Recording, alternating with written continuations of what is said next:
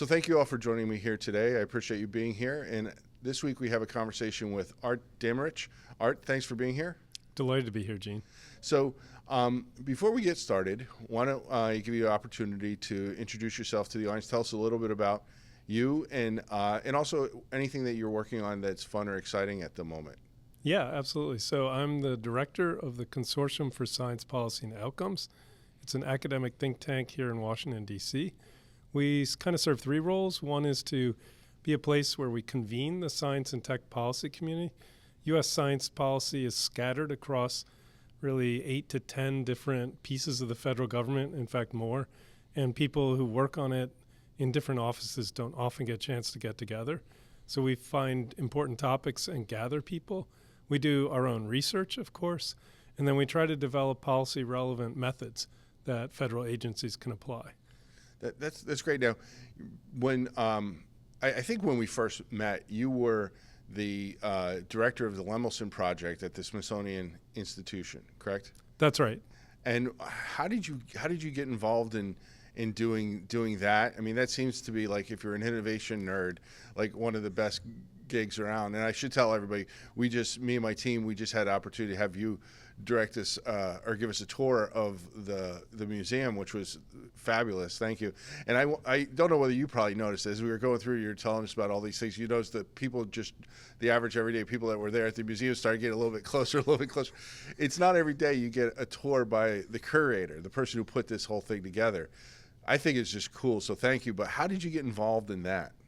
I was at the time a associate professor out in Kansas City at the University of Kansas Medical Center, but I'd published some things in history of technology. The first director had retired. Mm-hmm. They ran a job search. I applied and managed to get the job. Yeah, it's awesome. It's very cool. And anybody who's listening, if you haven't had an opportunity to go, and there's a American History Museum, right?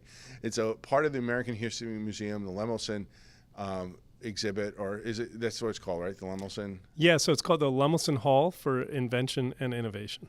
Yeah, and it's just wonderful. I mean, if you're a fan, you see all kinds of. I geeked out about the Ralph Baer exhibit, where you see I couldn't believe they had his workshop from his home brought there on display. And Ralph was, for those who are unfamiliar, the inventor of the video game. He invented Pong, really, and then it took off from there. That's right. I mean, he did a lot of his work at home. So yeah, they collected out of his basement, the workshop. And he had this vision of taking television from being something passive you just watched to something where you could actually manipulate the images on it. Now, his invention wasn't really Pong. And this connects, of course, to how we think about invention and innovation. It took Nolan, Bushnell, and Atari to take what was a really remarkable game that Baer had developed, and that was then licensed to the Magnavox company and put out as the Odyssey game set. But to make it into the real mass market game, it almost took like a slightly different vision of how kids were going to play. Yeah, and that's interesting that you bring that up, because that was one of the most fascinating things. And me being a video game nerd and growing up with video games and just being absolutely amazed when Pong came out. It's like, oh my God, how is this happening? So I'm a real geek, I admit. But I thought that was fascinating, because when you look at the controllers that Ralph came up with, you would almost have no idea that that's what their purpose was. That's right. Yeah, it had this sort of dial on the right side where you could put English on the ball and a couple buttons on the top, one to serve, one to hit with. It was complicated, actually. It's a difficult controller to use. Yeah, nothing at all like the Atari spin wheel that became used with Pong. Right.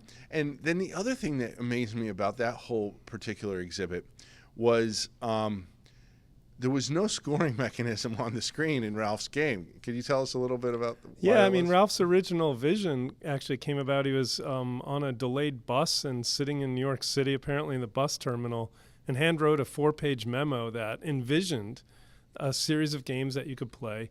And of course, like many inventors, he's still closer to what at the time were board games. So he's picturing, a family, parents and kids, sitting around, now going from a board game to something digital. He outlines games of chance, games of shooting, games where you're chasing things, a kind of vision for, tennis, which then becomes Pong, a hockey game and the like. And it's then a set of engineers that he worked with at Sanders and Associates, a defense contractor, who turned it into reality, and it's in discrete electronics. This is actually pre-software coding that they built this device. And of course, yeah, as you say, the industry significantly took off, in part when kids started playing just against other kids, not with their parents around, with sound effects, with scoring. And then the next big shift in my mind in the video game industry was when you get into characters being on screen. And Nintendo, of course, is the company that brought that. That really, again, like the industry's been through 3 or 4 major conceptual shifts in my mind. And so from the shooting games and just simple sport games to the character-driven games was really like one of Mario and Donkey Kong are probably the 2 big ones that everybody knows and played. Everybody played those, right? That's right. Yeah. So it's fascinating. And I remember commenting to you, and it's something that I always I'm a big Star Trek fan, a Star Trek nerd. And you go back and you look at the original episodes, Gene Roddenberry's Star Trek with Leonard Nimoy as Spock and William Shatner as Captain Kirk. Anytime there was a clock shown, it was a clock, old-fashioned analog clock with arms showing the time and the second hand. And as visionary as Gene Roddenberry was and the other writers of that show were, they couldn't envision a digital clock. And I had that same kind of like jaw-dropping moment when you're like, Ralph Baer didn't envision this scoring on the screen. And it's just, it does speak to not the limitations of because they took those Gene Roddenberry in a different way, certainly than Ralph Baer, but they really were pioneers. But it takes a village, for lack of a better way to describe it, to get the innovation that we want. Absolutely. And the other thing, of course, happening in these years where Ralph Baer was doing this in the late 60s into the 70s is an incredible acceleration of computing power, both in processing and then the amount of data you can pack onto a chip. And so part of it's, when Baer's doing this, it's quite limited what you can do. And every year it's accelerating, right? This is the beginning of Moore's Law. Curve is just beginning right then. Yeah, it was amazing to see, and I thank you for doing it. But that's sort of one of the reasons we would talk a little bit about history there and go back in the day for a lot of people. Hopefully, bring up some good memories. That's one of the things we want to talk about specifically. I know, and I always refer to you as a historian. Is that a good way to describe you as generally speaking? Yeah, I think I have the mindset, even though I'm doing science policy work, I come at it from a historical perspective. Yeah, and there's not a lot of people like you who do that, who have looked at that. And that's one of the reasons I wanted to talk to you specifically for this conversation. Because it seems to me, for better or for worse, in America in 2024 and 2025, as we get ready to flip the calendar here, we see people who will say anything in order to get their particular vision of reality over the finish line. And one of the big whoppers that I see and hear all the time in our space is about how patents are unnecessary, we don't need them, and for example, patents were irrelevant during the Industrial Revolution. So therefore, we can't possibly need patents, we shouldn't have patents. If they weren't necessary for the Industrial Revolution, what are we doing? And that is, in my understanding of history, flat wrong. So maybe we start there and see where this goes. What is your understanding of patents and the importance patents played in innovation in the Industrial Revolution? So, I think to unpack that, the first thing I want to do is think about what is an Industrial Revolution. So, there are a lot of people out there saying we're entering or somewhere in the beginning stages of a 4th Industrial Revolution. And that's been Klaus Schwab, the World Economic Forum, you've probably heard. Mm-hmm. And obviously there's a lot of people trying to explain what's going on with employment, what's going on with manufacturing, kind of where are we at? And there's this sense that something's changing right now in a profound way. But if we go back, the Industrial Revolution, is a British phenomenon in the late 18th century, the steam power, pumping water out of mines initially. Now you can get coal. Now you, in fact, turn that same machine that you used to pump water out of a mine, lay it on its side, you can power a train. So we get this kind of churning effect. In the U.S., I would say the Industrial Revolution really comes to the U.S. in the mid-19th century. It's delayed. But when it hits, intellectual property is front and center. So how do we think about U.S. Industrial Revolution?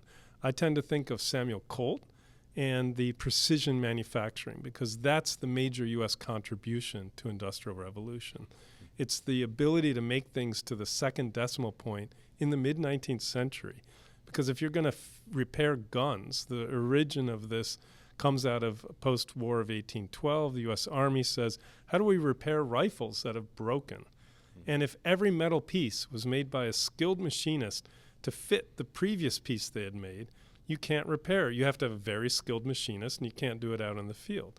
If the pieces are made to the exact same measure, every little bit of it's measured precisely, now you can have a stockpile of parts and repair things. Samuel Colt learns this approach, and then when he patents and begins manufacturing his six-shooter in Hartford, Connecticut, absolutely the intellectual property is crucial to him being able to build a factory to get capitalized.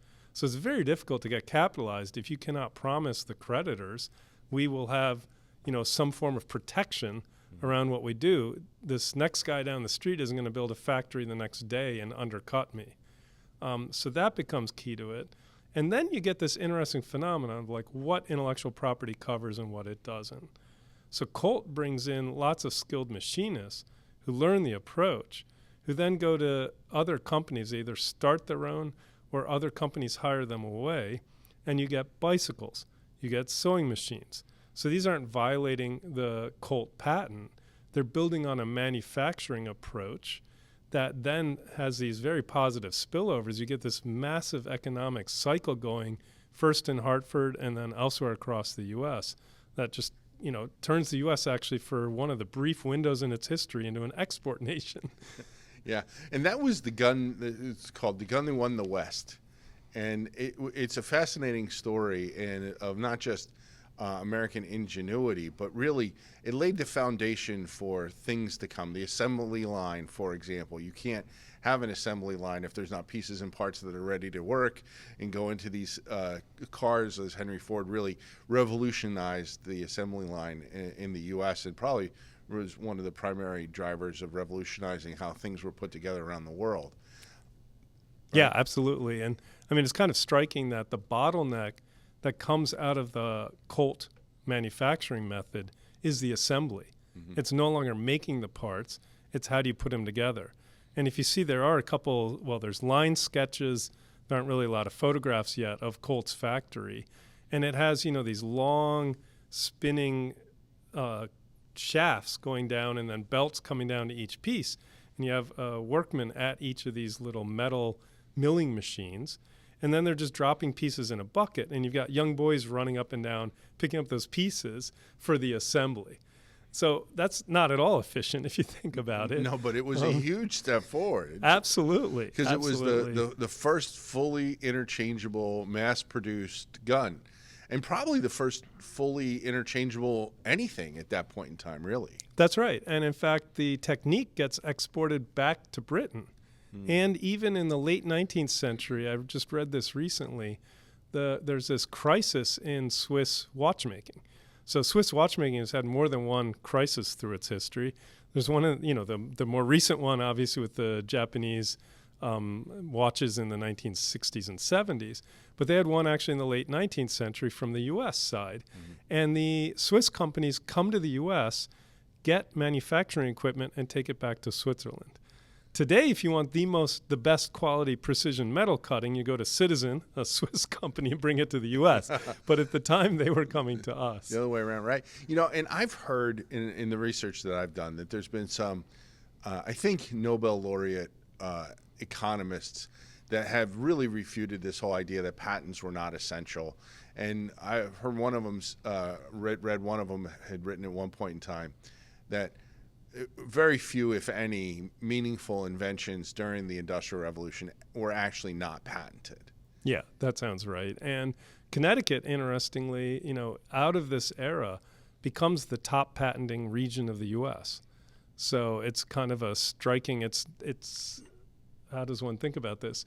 It's both the inventors seeing this as absolutely necessary and the market supporting it because the investors are looking to that already then. Yeah, and that's how America was founded. In America, understood. I mean, when we first created a patent system, something like 80% of inventors didn't even have a high school education. The founding fathers knew what they were doing. They knew that these people who are going to get the patents were not likely the people who are going to manufacture. And even if they were the people who were going to manufacture, they weren't likely the people who are going to distribute and market and sell these things around. Everybody had a role in this ecosystem, and it worked, and it worked well. And I like to tell the story about how George Washington is the first licensee in America. He, and if you go to Mount Vernon, they'll tell you the story. And actually, the invention still works. It's in the grist mill. And back then, the president had to sign a patent.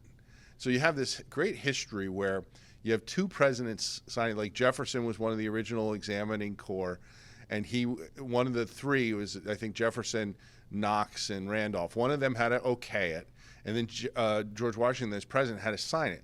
So you get a lot of these Jefferson and Washington patents that are issued, and then later on you get Jefferson signing as president, and I think Madison or Monroe signing as an examiner, and that sort of thing. And so the third patent ever issued in America was to improvements in grist mills. And Washington summoned the inventor and said, I want to pay you to install this at my grist mill at Mount Vernon. And I always tell people, if the person who we were willing to make king was willing to take a license and pay them to install it and train his people how to use it, then what's wrong with licensing? I mean, that's an American story, and it's the way America has always worked, right? I mean, this was by design so that average people could approach innovating, right? Yeah, so in fact, the very first patent we know to be issued in the U.S. in 1790 is for a new method of manufacturing potash. Potash at the time is basically produced by burning hardwood trees up in New England as you're pushing out the frontier and trying to convert forests into farmland. And at the time, you know, a new settler could come in, get a piece of land, clear cut it. I mean, none of this is environmentally what we would do today, but clear cut it, burn the trees, sell the ash, and have money to plant crops and get themselves going. Yeah. So you could actually, in a speculative way, take a piece of land, clear it, and do this. And this inventor has a new method for producing a higher quality potash. And potash, of course, high in potassium, and therefore very important and useful as a fertilizer at the time. Mm-hmm. And he actually, likewise, was not a wealthy man. He was a Quaker from Philadelphia. It's taken quite a bit of research to really uncover his story. He went out on the American frontier, so New York, Pennsylvania, parts of Vermont and New Hampshire, and licensed his approach. He would license it partly for cash and partly in barrels of potash that people would have to pay him back with. Yeah. So he also kind of supported the local businessman who's setting up one of these kilns to produce higher quality potash. So yeah, from patent number 1 in the US, it's sort of an everyday person. He doesn't have a scientific background. He's not elite. He doesn't know the people who are examining the patent. It's not a monopoly by proximity to the power or proximity to the king. And he's taking it out and trying to turn it into a business. He's becoming an entrepreneur right away. Yeah, there's a lot there. I want to start with the monopoly piece, though, because that is something that is fundamentally misunderstood by most people, including the Supreme Court of the United States. And I don't think that when they write this, they're trying to say anything controversial or inaccurate, but they always refer to patents as a monopoly, which, of course, they're not a monopoly. A monopoly is for a whole bunch of reasons. One is, for there to be a monopoly, there has to be a relevant market. And you can't be a monopolist in a market that doesn't exist. And for better or for worse, 98, 99% of patents are never going to have a marketplace. And then the other thing, too, is patents block you based on what I tell you is in the patent and the government is okayed in terms of the claims. But then people can go and improve it and then block the person who got the original patent. So getting a patent does not mean that you have a monopoly. It's just an inaccurate description, but it is a description that gets thrown around constantly, that these are monopolies, when in fact what the whole U.S. patent system was about trying to prevent the king from saying to their friends or a rich noble who was supporting them, you have my blessing to be the only person to do X. That would be a monopoly. But that's not what our patent system is. Right. So if we go back, there were British patents issued on playing cards. So you have the monopoly on producing playing cards. So if I, Arthur Daemmrich, have that monopoly, Eugene Quinn cannot make playing cards. If Period, I had the end. Right. If I had without getting in some trouble, right. Tower of London waiting for you. Pissing off the king was not a high percentage play back then. Exactly. And right, the patent is not the same. A monopoly is market power. So it's you don't have to be the sole provider, but you have the ability to really control the market. Mm-hmm. A patent does not generally give you that ability. There are some patents that stretch into that territory, but the patent by itself clearly doesn't. Mm-hmm. And as you say, for a stretch of history up to the present, patents have incentivized other inventors to come along and do something better. So through the 19th century, and we saw these in the museum, there were patent models. So the inventor, as part of submitting to the patent office to get the patent, had to submit a sort of 1 foot by 1 foot by 1 foot, roughly, model of their invention. And this in a mechanical era, of course, it's a little easier to do than today. Mm-hmm. And inventors would come to D.C., and the patent office would take the patent off the shelf, put it in front of them. They could tinker with it, go home, and make the next better version. That really was this period, as you said, of everyday inventors. That's characteristic of that first industrial revolution. So where did this go wrong? I mean, and wrong isn't maybe the right way to say it, but certainly in the narrative, it has gotten away from patent owners and people who support strong patent rights. And I wonder a lot of times how that is and why that is. And about the only answer I can come up with is simply that to those people who understand the importance patents play, it's just self-evident. They're necessary, they're important, and they can't imagine that other people don't get it. And even you go back to the Constitutional Convention when they put patents and copyrights, it's the only time the word right is used in the Constitution. There's a Bill of Rights that came later, but the only rights, because the Constitution is otherwise how does the judiciary interact with Congress and the Congress interact with the executive and that sort of thing. And all the other rights go to the people is the key thing, right? So the Constitution is bounding itself. It's its own kind of like property right? It's got clear boundaries, and it says all other rights are reserved for the people. I find that an incredibly important part of it. It absolutely is, and that's where there's a lot of debate about whether that's true right now. And we have the administrative state has grown so much, and I think in some part that's one of the reasons, not the only reason, but one of the reasons President Trump was successful in the last election. I mean, it's just government has gotten so big, it's so huge, and it doesn't feel like that part of the Constitution, in my mind. It's being observed in the breach way more than it is in the text. But what we have is specifically in the text is an acknowledgement that patents are that important that we're going to put them into this document. And so I think, I know where I was going with this. When you look at Madison, who wrote the Constitution, there's almost nothing written about that clause because there was no debate, because there was no dissent. It was one of the few things for which there was no dissent. And Madison, and I think it was one of the Federalist Papers, wrote that it's self-evident why this is necessary. And that's really the sum extent of our quote-unquote legislative history from the Constitutional Convention. And I wish that they could have seen or wish somebody had said, maybe we shouldn't do this. But they were looking at, we don't want the king to be the one to do this. So it's not the king, it's Congress is going to authorize this, and it's going to be based on merit. So they were all in favor of it. There was no dissent. Yeah, and it's a fascinating historical point you're raising. So people have, poked around and tried to find things. So there's some evidence that at the Constitutional Convention, they went down to the Schuylkill River and saw a steamboat on display and had this sense of, a rising technology era coming their way and wanted to foster it. There's some pieces by Benjamin Franklin that are sort of anti-patent, although in the end, he in no way gets in the way of this. And, the writings on this, even in Franklin's notes, are so thin as to really not provide us with a whole lot of argument one way or the other. Mm-hmm. And, when you talk about the monopoly question, our notion of monopoly is really a late 19th century phenomenon, right? I don't think there's a lot of discussion about monopoly at the framing of the Constitution. Certainly not in it being in economic terms. It's like in the patron. The king is your patron. He's going to clear the way for you to do this, and we don't want that. But it's not the way that we think of the word monopoly today. Right. And go ahead. One other note just is, so we do tend to contrast what the U.S. did in the Constitution with the older British, I'm forgetting the term now, the statute of monopolies, right? It should be pointed out, by the time of the writing of the U.S. Constitution, the British model had also evolved considerably. So you weren't really getting a full-on monopoly from the king anymore.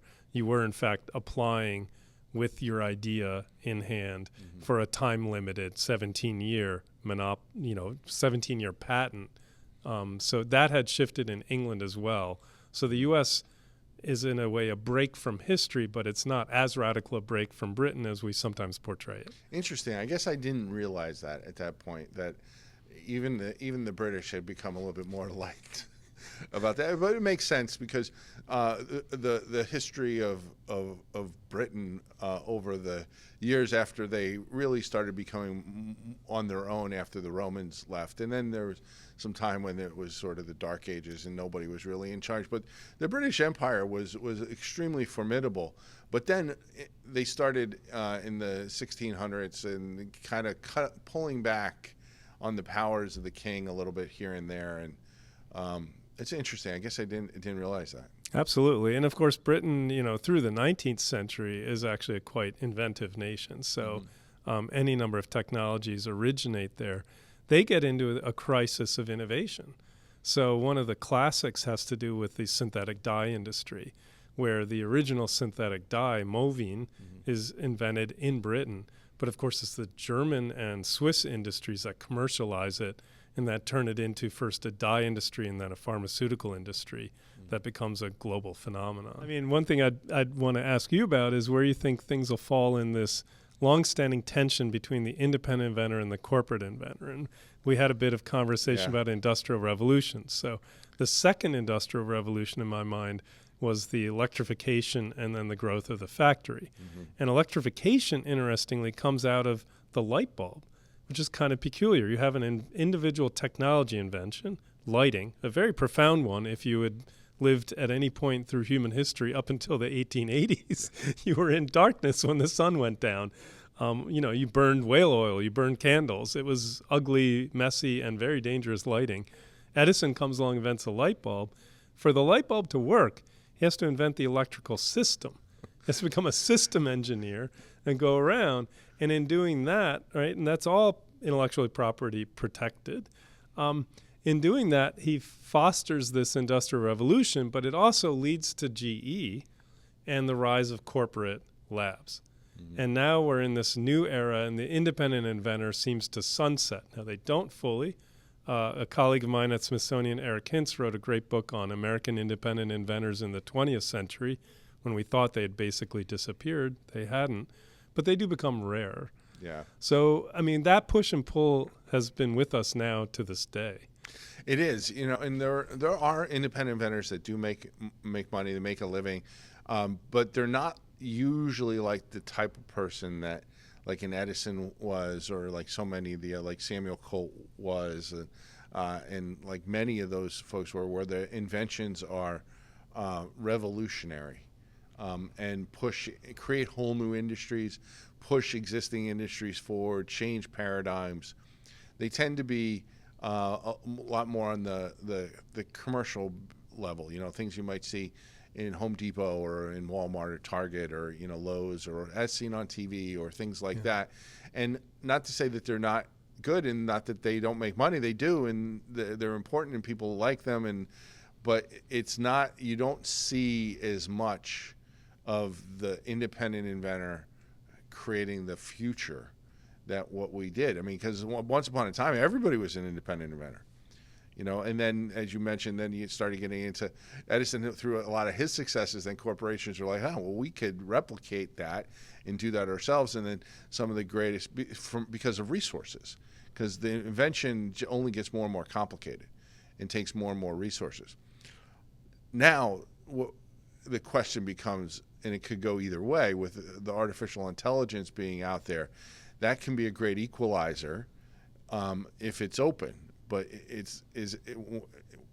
when it's safe to use in terms of confidentiality and the AI is not going to use what you say, then it comes at a cost, and that cost can be often is much higher than an independent inventor could pay for. So are they going to use the open AI systems that are going to learn from what they do, and then that goes into the training and then could be used and given to others? So there's a lot of questions around whether is AI really going to be a democratizer, or is AI going to be a further nail in that coffin and only be used by the elite? And I don't know which way it's gonna play out yet. I do think the 3D printer, as that gets cheaper and cheaper and cheaper, that is a democratizer. Because now I know a number of independent inventors have their own 3D printer, and there for a while there was these make shops where inventors could become club members really and have access to a laboratory for all different kinds of things that they could be working on, and a 3D printer and a lot of great, and that was great. And I think there's some of those that still exist and are doing a great job for those folks. That has some potential to, I think, strike some new life for independent inventors as those technologies become available more widely and cheaper. But well, certainly, when it comes to advanced electronics, it's quite difficult for an independent inventor. I mean, you think of some of the amazing companies that we interact with or use their products. So Qualcomm, I mean, that's started by Viterbi, who's developing a way to separate signal from noise. So very advanced physics, advanced mathematics, the mind's a genius.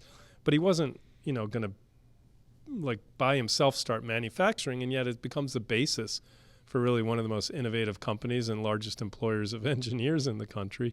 Apple, of course, Jobs and Wozniak in a garage. Yeah. So, is that era totally over? That when they did that in the 70s, both Viterbi and Apple, you could have at that moment also said, the era of independent inventor is totally over. It's hopeless. It's all big companies. IBM will squash whoever, right? Yep. So I do continue to have, this place in mind that there are people, the vast majority will fail, who want to challenge a massive entrenched industry. And we don't know what the future of the next kind of cell phone communications all-in-one device is. Someone will come up with something that's quite a bit different from what we have. Well, it's funny you say that. I hope so, right? Because I was watching this commercial over the weekend when I was watching some football. Maybe it was an Army-Navy game I was watching, and this was on. And it was talking about 5G and about how 5G's revolutionized, and you need to buy your phone right now at 5G for Christmas and all that sort of thing. I thought to myself, I don't know that 5G's revolutionized anything. And I suppose that that's an overstatement, because if you are in a city, you probably do have access to 5G. But 5G is sort of like the DC versus AC. 5G is DC. 5G is not AC. If you're outside of a very close-knit community that has a 5G transponder that, right there that you're practically standing under, you are not getting 5G. Your 5G capable phone is almost never in 5G, at least around here it's not. I mean, we're in the metropolitan DC area. Yeah. We're not in DC. We're on the outskirts of DC, and I don't think we ever have 5G out here. So who exactly is getting 5G, and what is 6G really going to look like? And is it going to? I'm told it's not going to be just another G. It's going to be different. It's not like an upgrade. We'll see, but. Where does this lead us with the independent inventor versus corporate inventor thing? I think, I don't want to be the patent commissioner that says everything worth inventing has already been invented, but I do think independent inventors are going to have a long road to hoe moving forward to become like the Edisons and the Colts and the Henry Fords, that start from little or nothing and really figure it out. And yet some will. That's what's exciting in America is we still have a path for them to do so. As you pointed out, 3D printers, some of the initial barrier to entry is lowered. Mm-hmm. And then, yes, the further up market is still a major one. So, but what I think you are going to see increasingly is, and these people I think are going to be the new independent inventors, the ones who were at a university, or they worked for a little while at Qualcomm or a big company, and they have creative ideas and they're being told no, or that doesn't work, or you're challenging the orthodoxy, and not like in a bad way to try and keep you down. It's just when you're young, you ask why not, and when you've been around the block, you kind of have you think in your head why not, so you don't try everything. And I think what we will see is a new generation of those people who were at one point in time a paid inventor, who then take the leap. If we continue to get the patent system right, and there for a while I don't think we have, and I think that critical piece of the innovating puzzle in the U.S. has been lacking, because we've had times, usually what you see is during recessions, that's when you see that particular formerly a professional paid inventor leaves, often get laid off, and engineers are often very frugal, and and if they're smart and they know history, they know that the likelihood is they're going to be laid off at some point in time in their career, so they save. And then office space becomes cheap, internet becomes cheaper, and that creates an opportunity for them to try the things that they've always been told, no, that won't work, you can't do that, it's not for us. Well, now they don't have a job, they have a little bit of money saved up, and let's go for it. That, I think, is where we're going to see great things.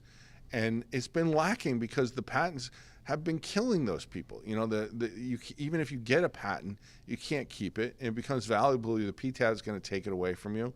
And if the PTAB doesn't take it away from you, it'll be a decade before you ever see the inside of a courtroom and get any money.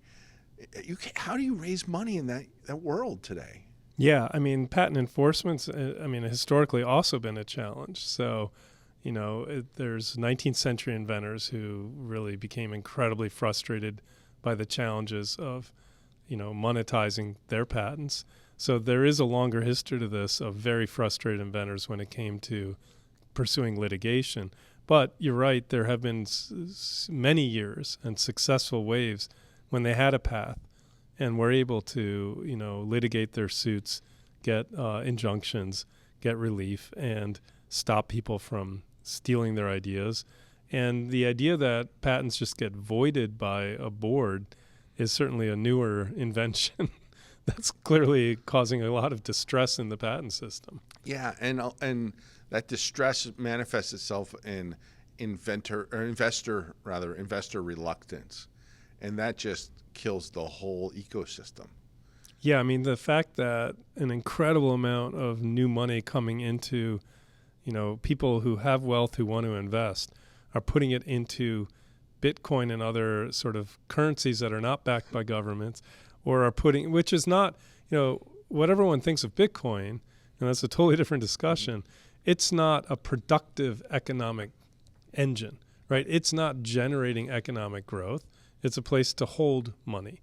If everyone chases it, it gets rare, it gets worth more, but still, it's not something that's going to turn around and produce something for our economy. And likewise, they're investing in the same 4 or 5 major companies, right? The distortion in the market to a small number of very highly overvalued companies is striking. So you're pointing to the fact that, it's harder for startups to raise capital. The IPO market's been way down in recent years. Mm-hmm. It's been harder for people to start companies to get going. That's a real challenge and risk to our economy as we've thought about it now for 250 years. Yeah. It's in the whole Bitcoin thing. I'm willing to acknowledge I don't get crypto, and I think for me what it feels like, and I also understand, and I do like Elon Musk, but there for a long time I was questioning what he was doing with Tesla, and I have a bunch of friends that do a lot of investing, and they were laughing at me, and they all made money on Tesla. I was like, look, I'm not saying you can't make money on Tesla. What I'm saying is, and there for a long time, they weren't really a car company, but they were valued more than Ford. And it's like Ford's got the most popular vehicle in the world, the F-150, and Tesla. And this is a time when Teslas were catching fire, and I walk by a Tesla, I'd take a picture, and I'd send it to this group of friends of mine who are investors in Tesla, and I say, hey, I saw a Tesla that wasn't on fire, and it was a joke, right? But So I just didn't think I knew enough to know when the music was going to stop, and I didn't want to be the one without a chair to sit down when the music did stop. And I feel that same way. And obviously now Tesla is going on to great things. They're doing great things with their batteries. The cars have gotten a lot better, et cetera. So I want Well, and they've achieved scale, which in a manufacturing industry like automobiles is a huge challenge. And the one thing, I mean, what Musk did above all else in pitching it originally as a tech company is he overcame the undercapitalization doom cycle of people who try to create new car companies. So DeLorean, the Tucker, wave after wave of people, bright inventors have tried to create new car companies. And they all failed. And they failed largely because of capital. They couldn't get the manufacturing to scale to compete on price. Yeah. And so Musk went through a horrible year getting to there, right? Basically lived on the factory floor. And that raises one other point that I like. It's kind of one of my things I like to beat up on, which is where does invention and innovation happen? So innovation, we think about meeting a market need. So, but the invention, it can't just be in a lab that's totally separate from the rest of the company. Successful companies through history have actually integrated the invention, the research, the new testing with the manufacturing. That's a piece, the current U.S. policies of trying to bring manufacturing back. I think that's actually quite important for our innovation system. It absolutely is. There's this book by Henry Nothaft, and he was a serial CEO. Started would build companies, get them to a certain size. Everybody made money, and then he rinse, repeat, go to the next company. Brilliant guy. And he wrote a book, and in his book he said that 80% of all innovation happens on the manufacturing floor. And it's, so you come up with this great idea, this great innovation, this great invention, and you start putting it into practice. And then you don't know what you don't know when you start. And then you learn and you tinker and you tweak. So his thesis was that by offshoring manufacturing, America gave up a whole bunch of innovation that most people don't realize. Yeah, and so it'll be quite interesting if we can rebuild that. And again, the historical arc, GE in its early years when they first set up what becomes the Industrial Research Lab, the photos of it show a sky bridge to a building next to it, which is the manufacturing plant. Intel in its early years refused to set up a separate research lab. They said the innovation happens on the floor, right? So no chip company does that today. It's obviously changed a bit how we manufacture them. But I do think there's some real value in keeping the two much closer than we've been able to do in the U.S. in recent years. Yeah, absolutely. I couldn't agree more. And I think it's exciting that we're to try and bring these things back. And what we do know for sure is people respond to taxes that people do, businesses do. So maybe President Trump will be able to do something like that and bring this stuff back. And I think it'll be better. It'll also be,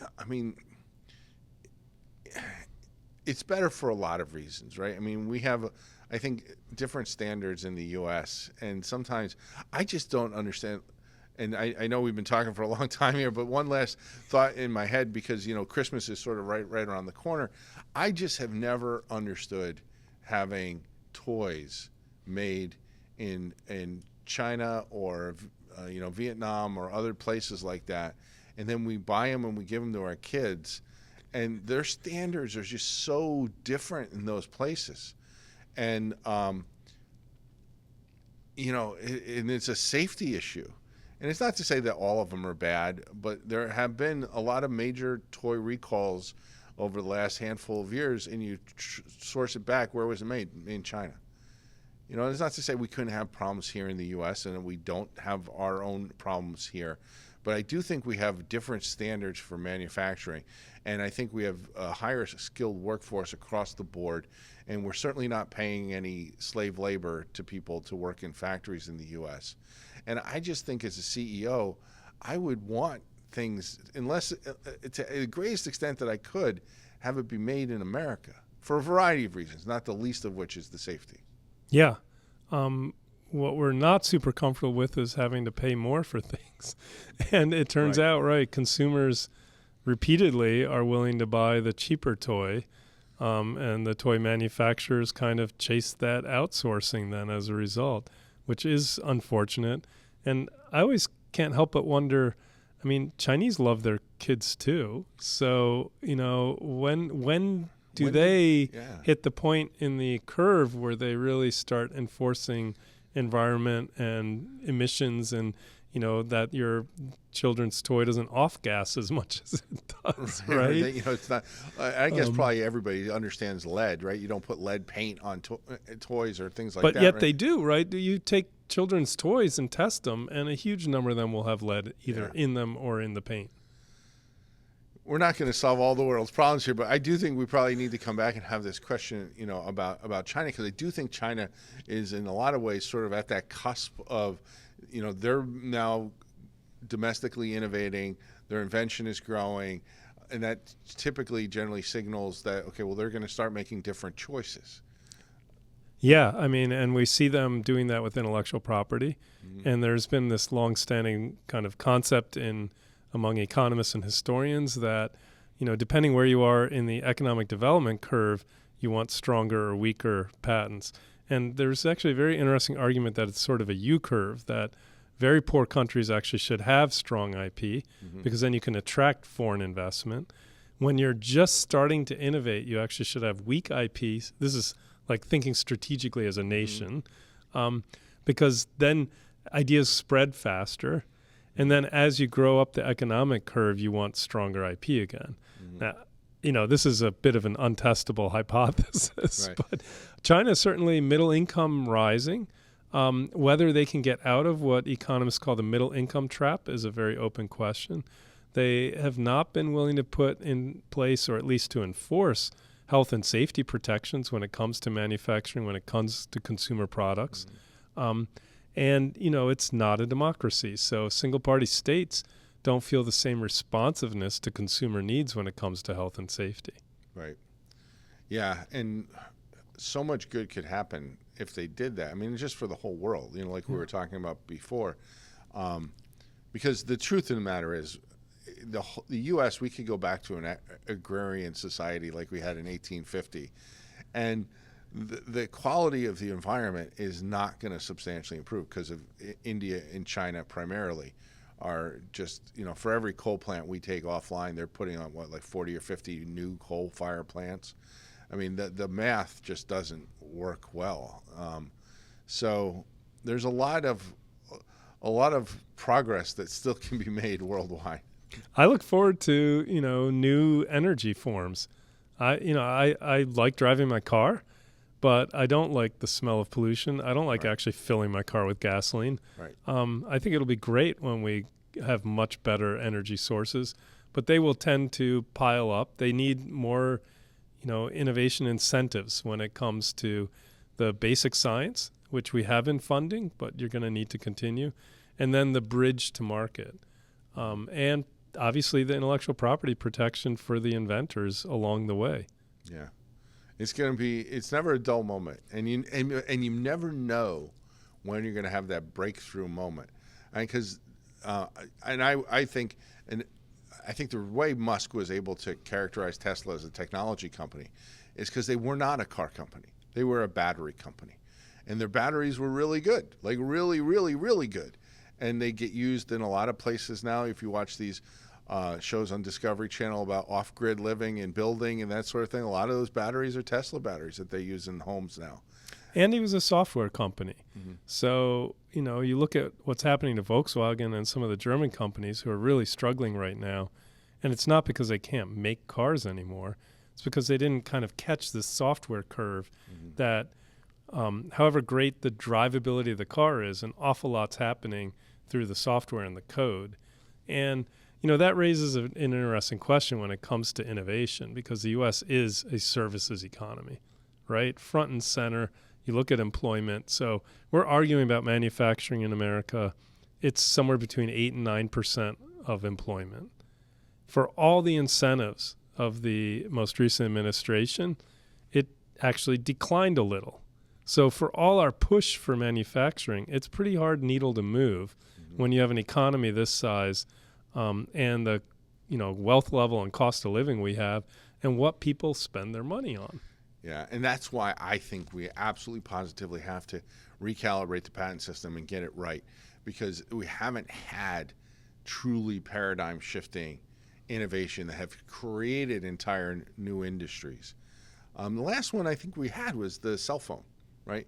I mean, it's hard to believe, but certainly 15 years ago, this was not nobody had these smartphones, and not the cell phone, but these smartphones is what I'm thinking about. And where's the next thing going to come from that's going to revolutionize the way everybody thinks, the way everybody buys, and revolutionize the manufacturing and the intellectual property and that whole ball of wax? Where would we be as an economy without something like that? I mean, Apple was dead. They were a dead company, and they resurrected themselves. It's, in a way, that's a great story in my mind. So I was a kid growing up in the 80s in a lot of ways, and I remember the Walkman coming on. Yep. And then everyone in high school wanted a Walkman. I had a knockoff brand. And then, they'd kind of faded away. They still existed, but really nobody was buying them and using them anymore. And then the original Apple music player comes out. I'm going to bungle the main name now, and not the iPad, the iPod. Right? Yeah. So the iPod comes out. You can store whatever, 20, 30 albums on it originally, and then it went up quite a bit. And all of a sudden, people went back to listening to portable music. So, part of the Jobs genius was understanding where a market's going, having that vision for what people will want to buy in the future. And that you and I could sit here all day. If I had that vision, I probably wouldn't be spending my time talking to you. I'd be out doing it, right? Yeah, how do you know what people want to buy in 5 years' time? Yeah. Who would have predicted, that teenagers would be spending 8 hours a day on TikTok? Right. Speaking of innovations that have changed the world, that one's been pretty profound. It has, and it's funny that you say it, because it is kind of odd, right? For how many years, generations, probably hundreds of years, parents have wanted to know where their kids are and make sure they're not getting into trouble outside the home, and be home when the street lights come on and that sort of thing, raising all kinds of hell that your parents never know about. And nowadays, you know exactly where the kids are. They're in their room on their phone. Now, what they're doing on the phone, you may not have any idea, but physically that they're safe at the moment. Unless you got a kid like mine who really likes to drive and is now old enough to do so. So she's actually out there in the next generation seems to be doing a little bit of raising hell again. They do. They're much more like us than they are the previous generation. So, well, Art, this was fantastic. Thank you so much. I appreciate you coming out. We'll have you back. There's so much we could talk about. And as you know, I'm a big history fan, so I always enjoy our conversation. So thanks so much. And thank you, Gene.